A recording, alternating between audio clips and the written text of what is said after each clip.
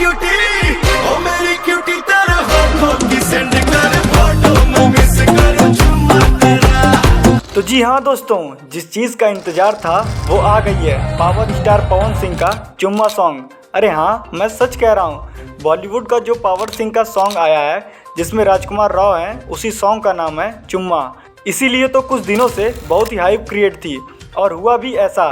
Power star Pawan Singh का ये song काफ़ी शानदार है भाई। जब से ये सॉन्ग रिलीज हुआ है तब से मैं कम से कम इसे 3 बार तो सुन चुका हूँ। लेकिन इसमें जो पावर स्टार पवन सिंह की एंट्री और डांस है भाई, मैं क्या बताऊँ, एकदम मेरा लंग्स और फेफड़ा सब हिल गया इसको देख के। ये सॉन्ग शाम 5 बजे टी सीरीज के यूट्यूब चैनल से रिलीज किया गया है और हमेशा की तरह इस बार भी पावर स्टार के बड़े प्रोजेक्ट के आने से पहले खेसारी लाल यादव रोना पिटना मचा रहे थे। अरे यानी कि मेरे कहने का मतलब है, चर्चा कर रहे थे। अब लकीरों की बात है तो लकीर तो खिंच गई है।